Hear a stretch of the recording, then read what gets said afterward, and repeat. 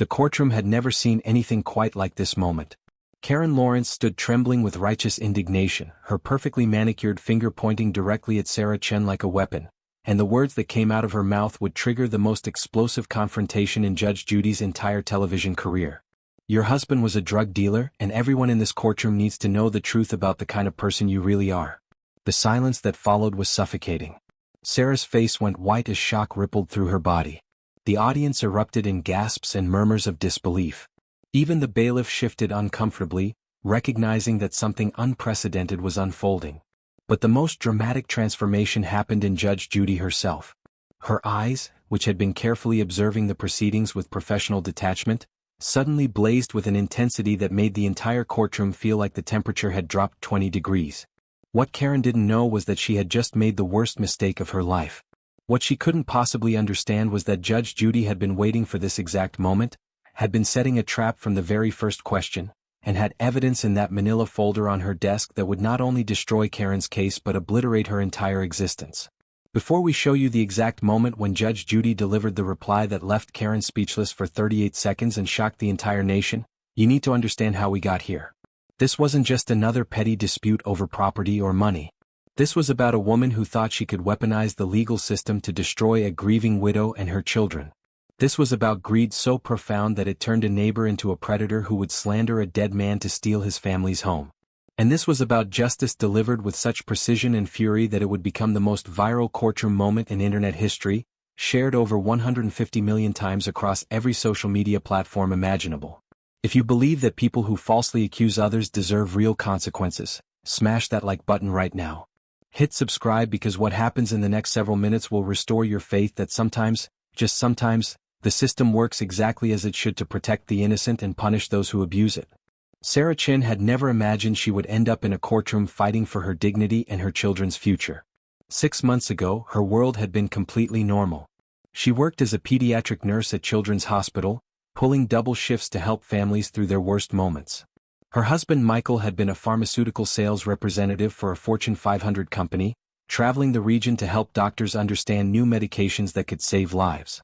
They had 2 beautiful children, Emma who was 8 and Jason who was 6.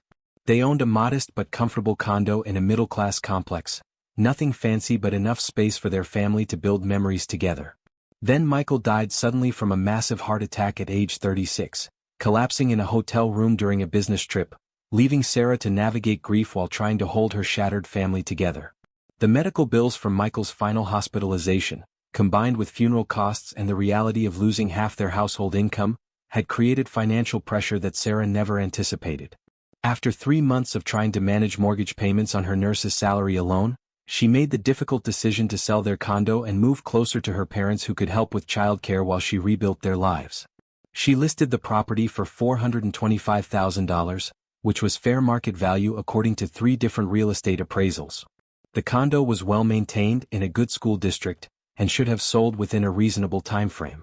That's when Karen Lawrence entered her life like a hurricane of calculated cruelty. Karen lived 3 units down from Sarah and had been the self-appointed guardian of property values and neighborhood standards for the past 5 years. She served on the HOA board, ran the Neighborhood Watch program, and had a reputation for making life miserable for anyone who violated her personal code of conduct. When Sarah's condo went on the market, Karen saw an opportunity. She approached Sarah with an offer of $280,000, nearly $150,000 below asking price. When Sarah politely declined, explaining that she needed to get fair value to secure her children's future, Karen's friendly facade disappeared completely. What followed was a systematic campaign of destruction designed to crater the property value and force Sarah into a desperate sale. Karen began spreading rumors throughout the complex and posting on neighborhood social media groups. She told potential buyers that the condo had structural problems, that the previous owner had been involved in suspicious activities, that there were noise complaints and pest infestations. None of it was true, but the whispers were enough to scare away 3 solid offers over the next 6 months. The rumors started small but grew more vicious with each passing week. Karen would conveniently be in the parking lot whenever potential buyers arrived for showings, striking up seemingly casual conversations that always ended with carefully planted seeds of doubt. She would mention how the previous owner kept odd hours and had a lot of visitors at strange times. She would talk about how pharmaceutical sales representatives sometimes had access to controlled substances and how you never really knew what people were doing behind closed doors. The implications were clear even if she never said anything directly actionable. She was painting Michael Chen as someone involved in illegal activities, and she was doing it with just enough plausible deniability that Sarah couldn't prove defamation in any conversation. But Karen's campaign went far beyond casual conversations in parking lots. She created posts in the neighborhood Facebook group asking if anyone else had noticed suspicious activity at Sarah's address. She filed noise complaints with the HO, even though Sarah's children were quiet and well-behaved. She reported code violations that didn't exist, forcing Sarah to pay for inspections that found nothing wrong. Every tactic was designed to create a paper trail that would make the property appear problematic to anyone doing due diligence. 3 different buyers put in strong offers only to withdraw after doing neighborhood research and finding Karen's carefully constructed web of innuendo and false reports. Each failed sale pushed Sarah closer to financial catastrophe as mortgage payments continued to drain her savings and foreclosure became an increasingly real threat. The breaking point came when Sarah received her 4th solid offer, this time from a young family who seemed perfect for the condo. They loved the space, appreciated the school district, and were pre-approved for financing at the asking price. Sarah allowed herself to hope that maybe, finally, she could move forward with her life and give her children the stability they desperately needed after losing their father. Then Karen struck with her most devastating blow yet. She approached the potential buyers directly in the parking lot and told them that Michael Chen had been under investigation for drug trafficking before his death, that the property might be subject to asset forfeiture, and that they should run away from this deal as fast as possible. The buyers, terrified by the prospect of legal complications, withdrew their offer that same evening. Sarah received the cancellation email while helping Emma with homework and broke down sobbing at the kitchen table while her children watched helplessly. That night, Sarah made the decision that would eventually lead her to Judge Judy's courtroom. She contacted a lawyer who specialized in defamation and explained everything that had happened over the past 8 months. The attorney investigated Karen's claims and found absolutely no evidence that Michael had ever been involved in anything illegal. His employment records were pristine, his tax returns showed legitimate income matching his salary, and law enforcement confirmed he had never been investigated for anything more serious than a speeding ticket from 2012. Armed with this documentation, Sarah filed a lawsuit against Karen Lawrence for defamation, intentional interference with a property sale, and infliction of emotional distress. She was asking for $100,000 in damages to cover the financial losses from the delayed sale, the emotional trauma inflicted on her family, and punitive damages to send a message that you cannot destroy someone's reputation with lies for personal gain. When Karen received the lawsuit, her response was not remorse or concern but outrage that this grieving widow had the audacity to challenge her. She hired an attorney and prepared a defense strategy that would paint Sarah as someone trying to hide her husband's criminal activities behind widow's tears and manufactured sympathy. Karen spent 3 weeks preparing for what she believed would be her moment of vindication. She compiled a binder full of neighborhood gossip, social media screenshots, and her own detailed notes about what she considered suspicious behavior. She practiced her testimony in front of her bathroom mirror, perfecting the concerned citizen routine she planned to perform. She selected a designer outfit that would project authority and respectability. She told her friends and neighbors that she was going to expose the truth about the Chen family on national television and finally prove that her concerns had been legitimate all along. What Karen didn't know was that Judge Judy's research team had been conducting their own investigation into both parties from the moment the case was assigned. They had pulled Michael Chen's complete background, including employment records, financial statements, criminal history checks, and interviews with former colleagues who described him as honest, hardworking, and completely above board in all his professional dealings. But more importantly, they had also pulled Karen Lawrence's background, and what they found was explosive. Judge Judy had reviewed all of this information personally the night before the courtroom taping, and she had made a decision. This case was going to be more than just a ruling on defamation. This was going to be a lesson about what happens when someone weaponizes false accusations to prey on the vulnerable. The trap was set, and Karen Lawrence was about to walk directly into it. The Judge Judy courtroom buzzed with its usual energy as cameras rolled and the audience settled into their seats for what the production schedule listed as a straightforward defamation case. Nobody in that room, except perhaps Judge Judy herself, had any idea they were about to witness television history. Sarah Chen entered first, wearing a simple navy blue dress that her sister had helped her pick out, clutching a folder of documents against her chest like a shield. Her hands trembled slightly as she took her position at the plaintiff's table, and even from a distance you could see the exhaustion in her eyes. This was a woman who had been ground down by months of harassment, who had cried herself to sleep worrying about her children's future, who was making one last desperate attempt to fight back against someone who had systematically destroyed her life. Karen Lawrence entered moments later with the confidence of someone who had never faced real consequences for her behavior. Her designer suit was perfectly tailored, her jewelry tastefully expensive, and her leather portfolio swung from her hand like a weapon she couldn't wait to deploy. She didn't even glance at Sarah as she passed, treating the grieving widow with the same dismissive indifference she had shown throughout their entire nightmare relationship. Judge Judy opened the proceedings with her signature no-nonsense approach, her voice cutting through the courtroom with authority that made everyone sit a little straighter. "Mrs. Chin, you're suing Mrs. Lawrence for defamation and interference with your property sale. Tell me what happened." Sarah's opening testimony was quiet but steady as she explained the timeline of events. She described her husband's sudden death, the financial pressure that forced her to sell their home, and the initial listing of the property. Her voice cracked slightly when she explained how Karen had approached with a lowball offer and how everything changed after she declined. She presented evidence of the 3 failed sales, showing the timeline of when each buyer withdrew and what reasons they gave. She described the social media posts, the false HOA complaints, and the systematic campaign of rumors that had poisoned every potential sale. When she talked about her children asking why people said bad things about their daddy, several audience members wiped tears from their eyes. Judge Judy listened carefully, taking notes and occasionally asking pointed questions that showed she had already done extensive research on the case. Then she turned her attention to Karen, and the temperature in the courtroom seemed to drop several degrees. "Mrs. Lawrence, Mrs. Chin claims you deliberately spread false information about her late husband to damage her property sale. What do you have to say about these accusations?" Karen's response was delivered with the practiced confidence of someone who had been rehearsing this moment for weeks. "Your Honor, I am simply a concerned neighbor who takes the safety and property values of our community seriously. When I noticed certain activities that seemed suspicious, I felt it was my duty to make sure potential buyers had all the information they needed to make informed decisions. This is about transparency and community standards, not about any personal vendetta." Judge Judy's eyes narrowed slightly, and experienced viewers recognized this as the first warning sign that Karen was walking into dangerous territory. "What specific activities did you find suspicious, Mrs. Lawrence?" Karen launched into her prepared speech about odd hours, frequent visitors, and the general sense that something wasn't quite right about Michael Chen's work in pharmaceuticals. She talked about her responsibility as an HOA board member and neighborhood watch captain to investigate potential problems before they became crises. She spoke with such conviction that someone who didn't know better might actually believe she had legitimate concerns rather than manufactured excuses to manipulate a property sale.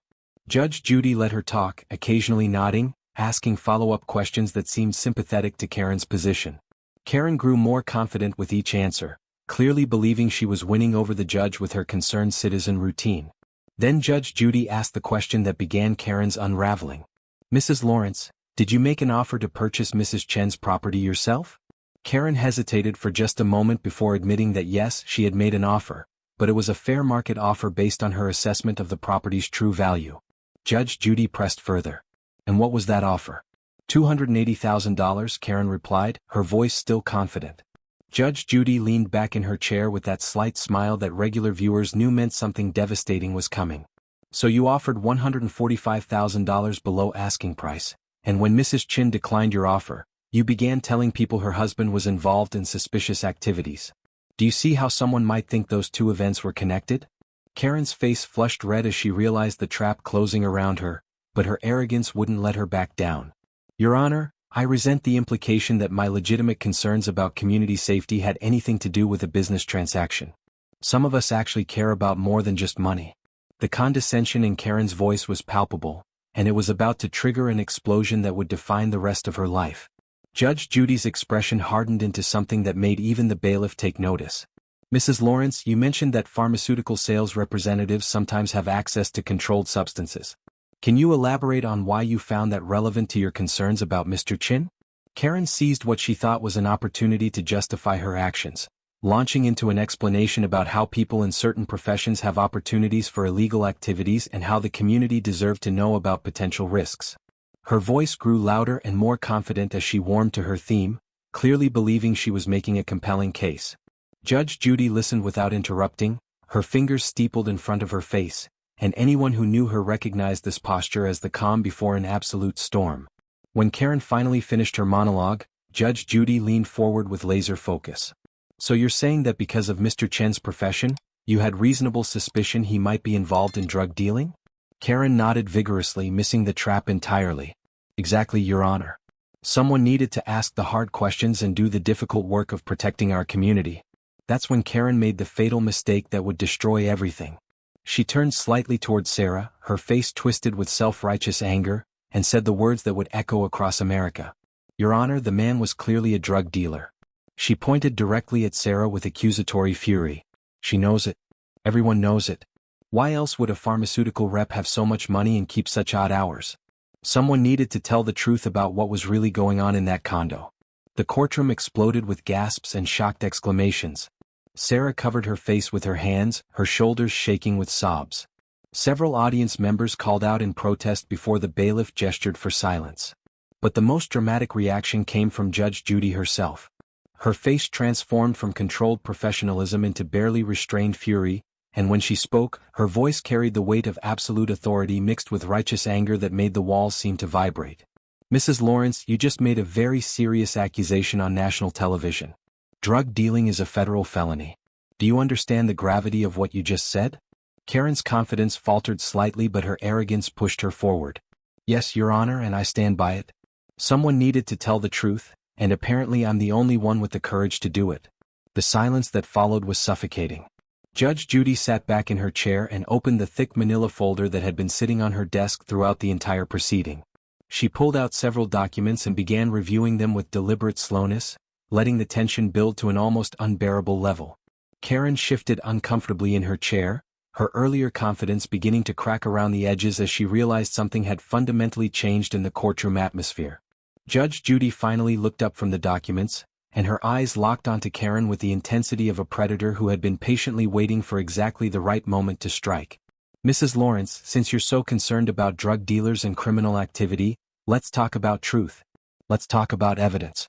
Let's talk about what real investigation reveals versus what malicious gossip creates." Judge Judy held up the first document. "This is Michael Chen's complete employment history with Merck Pharmaceuticals. 12 years of exemplary service, multiple performance awards, and a spotless professional record. This is his criminal background check. Not a single arrest, not even a parking ticket beyond one speeding violation from 2012. These are his tax returns for the past 10 years, all showing legitimate income that matches exactly what a pharmaceutical sales representative at his level would earn. These are statements from his employer confirming that he was never under investigation, never suspected of any wrongdoing, and that all company medications were accounted for with zero discrepancies." Judge Judy's voice grew stronger with each piece of evidence, building toward something that everyone in the courtroom could feel coming. "So Mrs. Lawrence, based on what possible evidence did you conclude that Michael Chen was a drug dealer?" Karen's face had gone pale, but she tried desperately to maintain her composure. "Your Honor, I had concerns based on what I observed and what seems suspicious to me as someone who knows this community." Judge Judy's response was swift and brutal. "What you observed? You observed a man going to work and coming home. You observed a family living their lives. You observed nothing that would give any reasonable person cause for concern, and yet you felt entitled to destroy this widow's life with baseless accusations designed to manipulate her into selling her home to you at a fraction of its value. But here's what makes your behavior truly despicable, Mrs. Lawrence." Judge Judy pulled out another document from her folder, and Karen's eyes went wide with sudden recognition and fear. "Since you're so concerned about people who illegally possess controlled substances, let me ask you about your own background." Karen's mouth opened but no sound came out as Judge Judy continued her methodical destruction. "You have 2 DUI arrests on your record, one from 2016 and one from 2019. Both arrests involved prescription medications that you were not legally authorized to possess. The first arrest included charges for illegal possession of Xanax without a prescription. The second arrest included charges for illegal possession of Vicodin that you had obtained through fraudulent means from multiple doctors. You plea bargained both cases down to reduced charges, paid fines, and completed court-ordered substance abuse counseling." The courtroom erupted in shocked exclamations as Karen's carefully constructed facade shattered completely. Her face cycled through expressions of shock, horror, and desperate panic as she realized that everything she had tried to hide was being exposed on national television in front of millions of viewers. Judge Judy was not finished with her systematic destruction of Karen's credibility and character. So let me understand this correctly, Mrs. Lawrence. You illegally possessed controlled substances on multiple occasions. You were arrested twice for driving under the influence of those illegally obtained medications.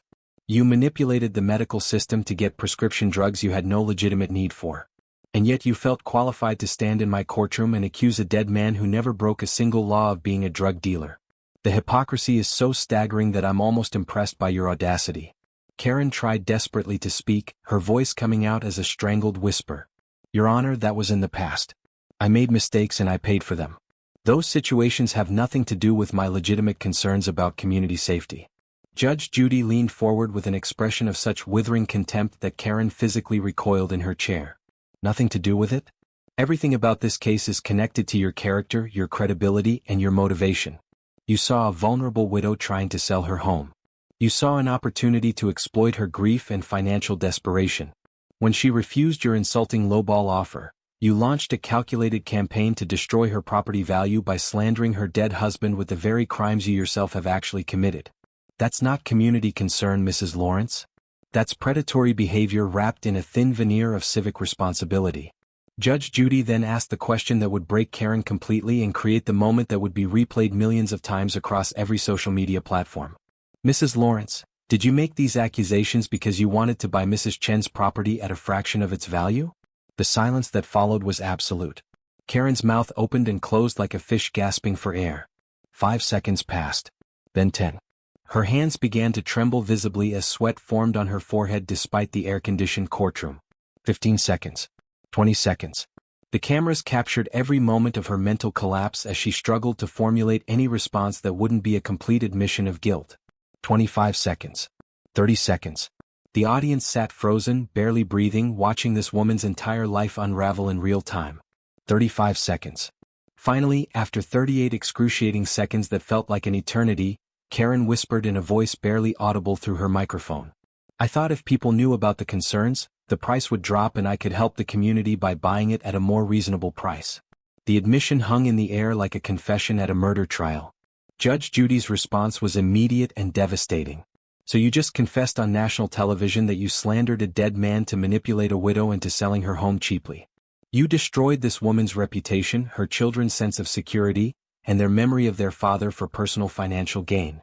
Mrs. Lawrence, I have presided over thousands of cases in my career, and I can honestly say that you are one of the most manipulative, callous, and morally bankrupt individuals I have ever encountered in my courtroom. Judge Judy's verdict was swift and merciless. I am awarding Mrs. Chen $50,000 for defamation of her late husband's character. I am awarding her $30,000 for intentional interference with her property sale. I am awarding her $15,000 for emotional distress inflicted on her and her children. That is a total of $95,000 that you will pay immediately. Furthermore, I am recommending this case to the local prosecutor's office for potential criminal charges including defamation per se, conspiracy to commit fraud, and attempted extortion. The gavel came down with the finality of a guillotine blade, and Judge Judy delivered her final words with ice-cold fury. Get out of my courtroom, Mrs. Lawrence. And let this be a lesson to anyone who thinks they can destroy innocent people with lies for personal profit. Karen stumbled from her chair, tears streaming down her face, her expensive portfolio falling to the floor and scattering papers everywhere. She tried to speak, to protest, to somehow salvage something from this disaster, but no words would come. The audience erupted in sustained applause as Sarah Chen collapsed into grateful sobs, finally vindicated after 8 months of torture. The footage hit social media within minutes of airing and exploded across every platform imaginable. Within 48 hours, the clip had been viewed over 150 million times with hashtags like Justice for Sarah and Karma is Real trending for days. Karen's full name and face became synonymous with manipulative behavior and false accusations. The local prosecutor did indeed open a criminal investigation based on Judge Judy's recommendation, and 12 other families from Karen's neighborhood came forward with similar stories of harassment and manipulation. A class action lawsuit was filed within the week. Karen's position on the HOA board was terminated immediately, her real estate license was suspended pending investigation, and her husband filed for divorce after seeing the episode and realizing what kind of person he had been married to for 15 years. Meanwhile, Sarah's condo sold within 2 weeks for $445,000 to a family who specifically wanted to support her after seeing the case. A GoFundMe campaign raised an additional $200,000 for her children's education fund, and Sarah used part of the settlement to establish a scholarship in Michael's name for children who had lost parents. Judge Judy personally called Sarah after the episode aired to check on her family and offer continued support. The case became more than just a viral moment. It became a cultural touchstone about the real consequences of false accusations and the importance of protecting the vulnerable from predators who weaponize the legal system for personal gain. If you believe Judge Judy delivered perfect justice, hit that like button and subscribe for more moments where entitled people face the consequences they deserve. Share this video with anyone who needs to see that truth and integrity still matter, and that sometimes karma arrives with perfect timing in the form of America's toughest judge.